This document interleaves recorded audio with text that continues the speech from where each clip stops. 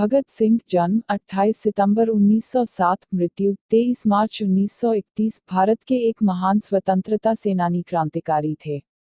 चंद्रशेखर आजाद व पार्टी के अन्य सदस्यों के साथ मिलकर इन्होंने देश की आज़ादी के लिए अभूतपूर्व साहस के साथ शक्तिशाली ब्रिटिश सरकार का मुकाबला किया। पहले लाहौर में सैंडर्स की हत्या और उसके बाद दिल्ली की केंद्रीय संसद सेंट्रल असेंबली में बम विस्फोट करके ब्रिटिश साम्राज्य के विरुद्ध खुले विद्रोह को बुलंदी प्रदान की। इन्होंने असेंबली में बम फेंककर भी भागने से मना कर दिया, जिसके फलस्वरूप इन्हें 23 मार्च 1931 को इनके दो अन्य साथियों राजगुरु तथा सुखदेव के साथ फांसी पर लटका दिया गया। सारे देश ने उनके बलिदान को बड़ी गंभीरता से याद किया। जन्म और परिवेश। भगत सिंह संधू का जन्म 28 सितंबर 1907 को प्रचलित है, परंतु तत्कालीन अनेक साक्ष्यों के अनुसार उनका जन्म 19 अक्टूबर 1907 को हुआ था। उनके पिता का नाम सरदार किशन सिंह संधू और माता का नाम विद्यावती कौर था। यह एक जाट परिवार था। अमृतसर में 13 अप्रैल 1919 को हुए जलियांवाला बाग हत्याकांड ने भगत सिंह की सोच पर गहरा प्रभाव डाला था। लाहौर के नेशनल कॉलेज की पढ़ाई छोड़कर भगत सिंह ने भारत की आज़ादी के लिए नौजवान भारत सभा की स्थापना की थी। काकोरी कांड में राम प्रसाद बिस्मिल सहित 4 क्रांतिकारियों को फांसी व 16 अन्य को कारावास की सजाओं से भगत सिंह इतने अधिक उद्विग्न हुए कि पंडित चंद्रशेखर आजाद के साथ उनकी पार्टी हिंदुस्तान रिपब्लिकन एसोसिएशन से जुड़ गए और उसे एक नया नाम दिया, हिंदुस्तान सोशलिस्ट रिपब्लिकन एसोसिएशन। इस संगठन का उद्देश्य सेवा, त्याग और पीड़ा झेल सकने वाले नवयुवक तैयार करना था। भगत सिंह ने राजगुरु के साथ मिलकर 17 दिसंबर 1928 को लाहौर में सहायक पुलिस अधीक्षक रहे अंग्रेज अधिकारी J0P0 सैंडर्स को मारा था। इस कार्रवाई में क्रांतिकारी चंद्रशेखर आजाद ने उनकी पूरी सहायता की थी। क्रांतिकारी साथी बटुकेश्वर दत्त के साथ मिलकर भगत सिंह ने वर्तमान नई दिल्ली स्थित ब्रिटिश भारत की तत्कालीन सेंट्रल असेंबली के सभागार संसद भवन में 8 अप्रैल 1929 को अंग्रेज सरकार को जगाने के लिए बम और पर्चे फेंके थे। बम फेंकने के बाद वहीं पर दोनों ने अपनी गिरफ्तारी भी दी। क्रांतिकारी गतिविधियां। भगत सिंह, राजगुरु एवं सुखदेव। उस समय भगत सिंह करीब 12 वर्ष के थे जब जलियांवाला बाग हत्याकांड हुआ था। इसकी सूचना मिलते ही भगत सिंह अपने स्कूल से 12 मील पैदल चलकर जलियांवाला बाग पहुंच गए। इस उम्र में भगत सिंह अपने चाचाओं की क्रांतिकारी किताबें पढ़कर सोचते थे कि इनका रास्ता सही है कि नहीं। गांधी जी का असहयोग आंदोलन छिड़ने के बाद वे गांधी जी के अहिंसात्मक तरीकों और क्रांतिकारियों के हिंसक आंदोलन में से अपने लिए रास्ता चुनने लगे। गांधी जी के असहयोग आंदोलन को रद्द कर देने के कारण उनमें थोड़ा रोष उत्पन्न हुआ, पर पूरे राष्ट्र की तरह वो भी महात्मा गांधी का सम्मान करते थे। पर उन्होंने गांधी जी के अहिंसात्मक आंदोलन की जगह देश की स्वतंत्रता के लिए हिंसात्मक क्रांति का मार्ग अपनाना अनुचित नहीं समझा। उन्होंने जुलूसों में भाग लेना प्रारंभ किया तथा कई क्रांतिकारी दलों के सदस्य बने। उनके दल के प्रमुख क्रांतिकारियों में चंद्रशेखर आजाद, सुखदेव, राजगुरु इत्यादि थे।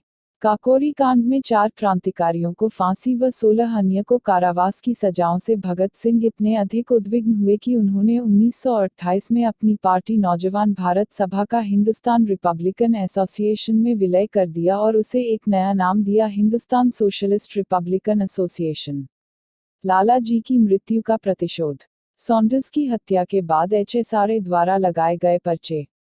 1928 में साइमन कमीशन के बहिष्कार के लिए भयानक प्रदर्शन हुए। इन प्रदर्शनों में भाग लेने वालों पर अंग्रेजी शासन ने लाठी चार्ज भी किया। इसी लाठी चार्ज से आहत होकर लाला लाजपत राय की मृत्यु हो गई। अब इनसे रहा न गया। एक गुप्त योजना के तहत इन्होंने पुलिस सुपरिंटेंडेंट स्कॉट को मारने की योजना सोची गई योजना के अनुसार भगत सिंह और राजगुरु लाहौर कोतवाली के सामने व्यस्त मुद्रा में टहलने लगे। उधर जयगोपाल अपनी साइकिल को लेकर ऐसे बैठ गए जैसे कि वो खराब हो गई हो। गोपाल के इशारे पर दोनों सचेत हो गए। उधर चंद्रशेखर आजाद पास के D0A0LV0 स्कूल की चहारदीवारी के पास छिपकर घटना को अंजाम देने में रक्षक का काम कर रहे थे। 17 दिसंबर 1928 को करीब 4:15 बजे A0S0P0 सॉन्डर्स के आते ही राजगुरु ने एक गोली सीधी उसके सर में मारी, जिसके तुरंत बाद वह होश खो बैठे। इसके बाद भगत सिंह ने 3-4 गोली दागकर उसके मरने का पूरा इंतजाम कर दिया। ये दोनों जैसे ही भाग रहे थे कि एक सिपाही चनन सिंह ने इनका पीछा करना शुरू कर दिया। चंद्रशेखर आजाद ने उसे सावधान किया, आगे बढ़े तो गोली मार दूंगा। नहीं मानने पर आजाद ने उसे गोली मार दी। इस तरह इन लोगों ने लाला लाजपत राय की मौत का बदला ले लिया। असेंबली में बम फेंकना संपादित करें। भगत सिंह यद्यपि रक्तपात के पक्षधर नहीं थे, परंतु वे वामपंथी विचारधारा को मानते थे तथा कार्ल मार्क्स के सिद्धांतों से उनका ताल्लुक था और उन्हीं विचारधारा को वे आगे बढ़ा रहे थे। यद्यपि वे समाजवाद के पक्के पोषक भी थे, कालांतर में उनके विरोधी द्वारा उनको अपने विचारधारा बताकर युवाओं को भगत सिंह के नाम पर बरगलाने के आरोप लगते रहे हैं। कांग्रेस के सत्ता में रहने के बावजूद भगत सिंह को कांग्रेस शहीद का दर्जा नहीं दिलवा पाए, क्योंकि वे केवल भगत सिंह के नाम का इस्तेमाल युवाओं को अपनी पार्टी से जोड़ने के लिए करते थे। उन्हें पूंजीपतियों की मजदूरों के प्रति शोषण की नीति पसंद नहीं आती थी। उस समय चूंकि अंग्रेज ही सर्वैसवा थे तथा बहुत कम भारतीय उद्योगपति उन्नति कर पाए थे, अतः अंग्रेजों के मजदूरों के प्रति अत्याचार से उनका विरोध स्वाभाविक था। मजदूर विरोधी ऐसी नीतियों को ब्रिटिश संसद में पारित न होने देना उनके दल का निर्णय था।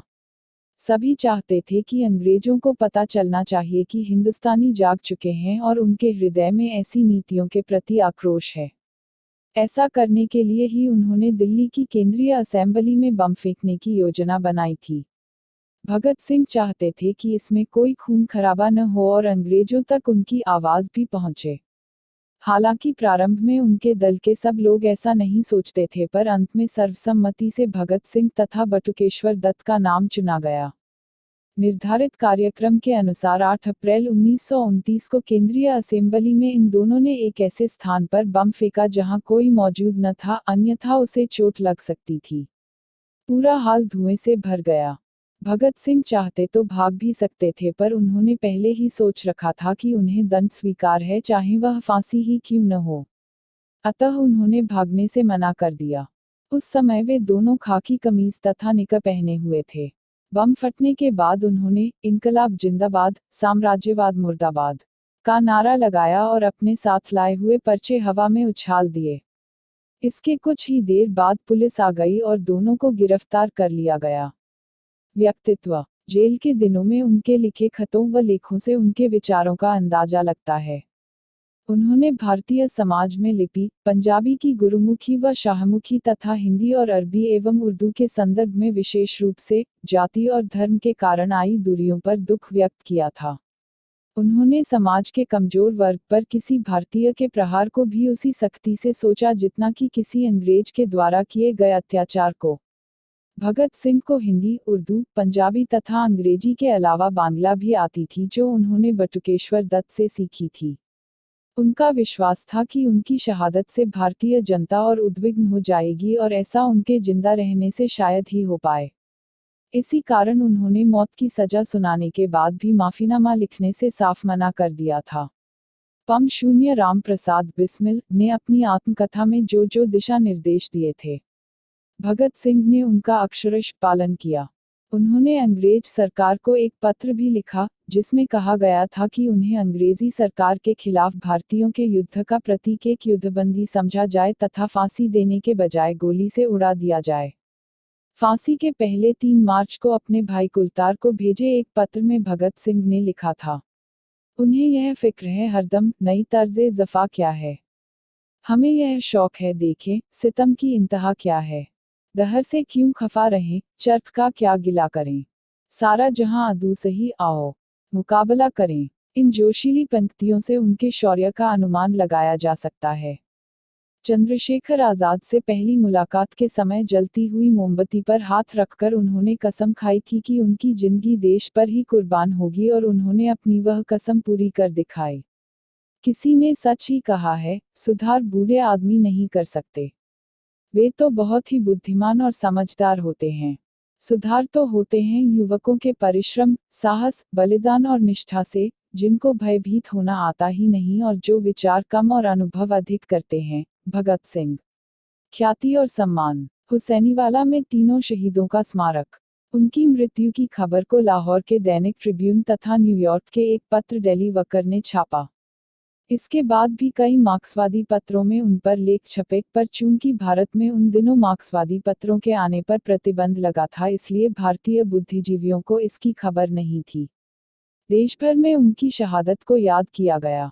दक्षिण भारत में पेरियार ने उनके लेख "मैं नास्तिक क्यों हूँ" पर अपने साप्ताहिक पत्र कुडई आरसू के 22-29 मार्च 1931 के अंक में तमिल में संपादकीय लिखा।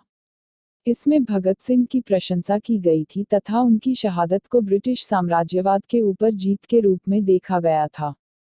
आज भी भारत और पाकिस्तान की जनता भगत सिंह को आज़ादी के दीवाने के रूप में देखती है, जिसने अपनी जवानी सहित सारी जिंदगी देश के लिए समर्पित कर दी। उनके जीवन ने कई हिंदी फिल्मों के चरित्रों को प्रेरित किया।